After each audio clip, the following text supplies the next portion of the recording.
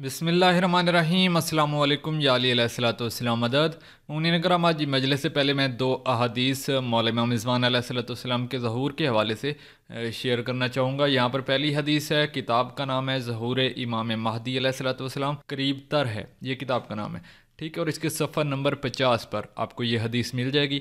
مولا امام زین العابدین علیہ السلام کی حدیث ہے کہ انہوں نے فرمایا، جب نجف میں سیلاب و بارش ہو اور حجاز اور ادن میں آگ ظاہر ہو اور بغداد پر ترک قبضہ کر لیں تو اس وقت تم ظہور امام قیم علیہ السلام کی توقع رکھنا۔ تو یہ مولا کی ظہور ہے، انہوں نے علامات بتائیں کہ مولا کا ظہور جو ہے وہ کب ہوگا۔ اس کے علاوہ ایک اور حدیث بھی میں مولا کی ہی حوالے سے شیئر کرتا جاؤں۔ یہ مولا کا اپنا فرمان ہے، مولا نے اس کتاب کا نام ہے بحار الانوار، جلد نمبر 1 صفحہ نمبر 250 پر آپ کو یہ حدیث مل جائے گی۔ مولا نے ایک شکوہ کیا ہے کہ انہوں نے فرمایا، میرے شیعہ ایک پانی کے گلاس کی پیاس جتنی بھی ہماری خواہش نہیں رکھتے، اگر وہ چاہیں اور دعا کریں تو میرا ظہور ہو جائے۔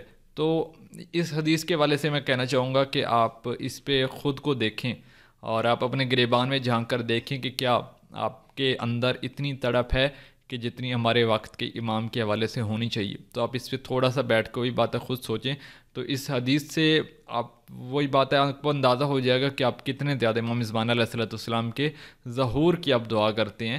تو یہ دو حدیث تھیں آج کے حوالے سے، تو چلیں آج کی مجلس جو ہے اس کو شروع کر لیتے ہیں۔ Subscribe to my channel and hit the bell icon so you never miss any video from my channel. دیکھیے، مملکت جو پوری اس کے قبضے میں آئی، وہ بیان کرتا ہے کہ جب شدید جنگ ہو رہی تھی اور ملک کے لیے جنگ ہو رہی تھی تو میں نے ایک منت مانی، اور میں نے منت یہ مانی کہ اگر یہ پورا ملک مجھے مل جائے گا تو اس وقت مدینے میں جو رسول کی اولاد میں فرزند علی رضا ہیں، میں یہ سلطنت ان کو دے دوں گا۔ اب اگر آپ کو یہاں پر یہ سوالوں کو یقین کی بات کر رہے ہیں تو یہ مامون رشید کی بات کر رہے ہیں، انہوں نے یہ منت مانی تھی۔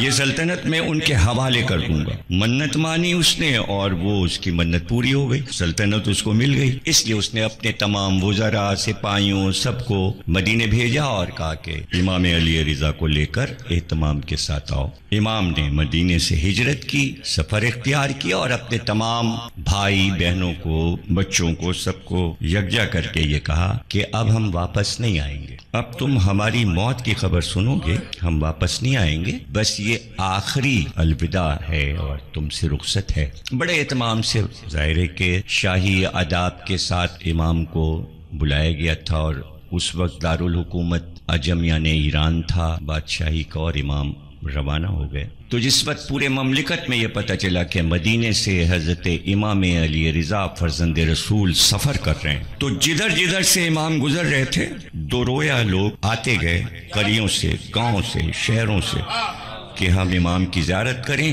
اور نیشا پور پہنچتے پہنچتے کہتے یہ کہ اتنا ازدحام تھا، اتنا مجمع تھا کہ سواری کو گزارنا مشکل ہو رہا تھا، لاکھوں کا مجمع تھا۔ ایک خوش رنگ اونٹ پر ایک اماری تھی، اماری پر سیاہ پردہ پڑا تھا، اس اماری میں امام علی رضا تشریف فرما۔ اور جب نیشا پور میں آپ کی سواری پہنچی تو تاریخ نے لکھا کہ 25,000 راویان حدیث اپنے اپنے قلم اور کاغذ لیے ہوئے، صرف اس لیے کہ امام کوئی حدیث سنا دیں، رسول اللہ کی کوئی حدیث سنا دیں تو ہم اسے تحریر کریں۔ آپ کے علم میں ہے کہ یہ گفتگو جو ہم 10 دن کریں گے، اس کا موضوع ہے معرفت الہی، اور اس پر بڑے اقوال ہیں سرکار دو عالم کے کہ عبادت اپنی جگہ وہ واجبات میں ہے، لیکن 24 گھنٹے میں کچھ وقت وقف کرو معرفت الہی کے لیے، اس لیے کہ جتنی معرفت الہی بڑھتی جاتی ہے علوم کے خزانے بڑھتے جاتے ہیں، اور معرفت اسی وقت حاصل ہوتی ہے کہ اللہ کی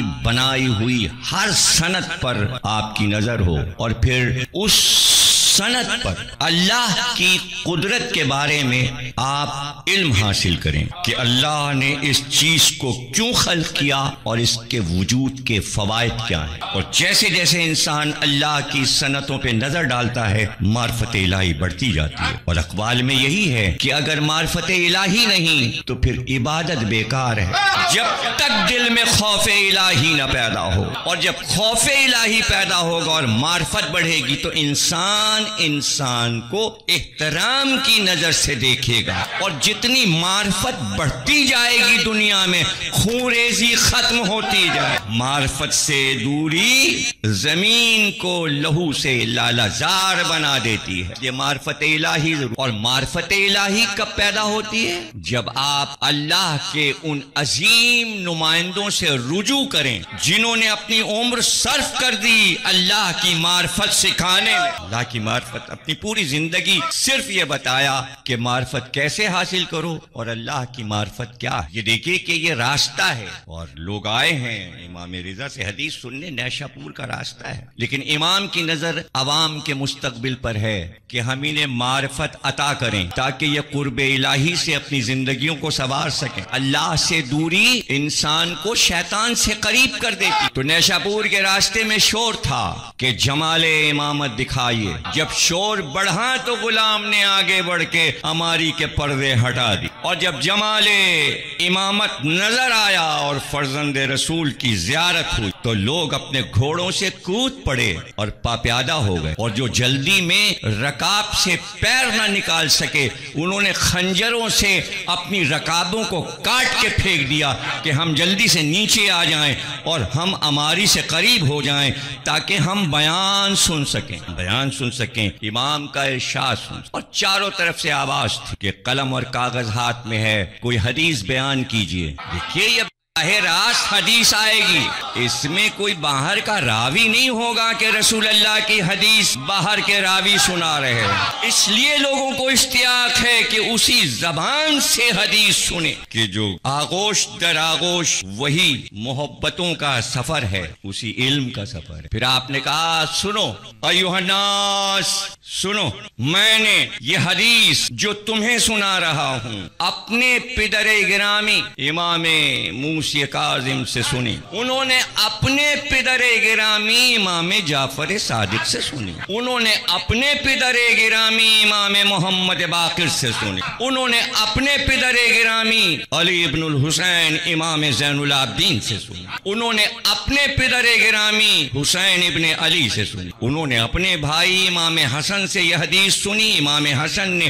اپنے پدر گرامی علی مرتضیٰ سے سنی، علی مرتضیٰ نے یہ حدیث رسول خدا سے سنی، رسول خدا کے پاس یہ حدیث جبریل لے کر اللہ کے حکم کی صورت میں، جبریل امی حکم الہی لے کر آیا، اور جبریل نے رسول اللہ سے فرمایا کہ اللہ فرماتا ہے کہ لا الہ الا اللہ میرا ایک قلعہ ہے، اور جو اس قلعے میں داخل ہوا اس کے لیے امان ہے۔ یہ لا الہ الا اللہ کا پانچوں وقت اذانوں میں شور ہے۔ کتنے اسلامی ملک ہیں جہاں یہ آواز گونج رہی ہے، کوئی روکنے والا نہیں، اور کتنے کروڑ لوگ دن میں کتنی بار کہتے ہیں لا الہ الا اللہ، لیکن سب سے پوچھو معرفت بھی ہے اس کلمے کی؟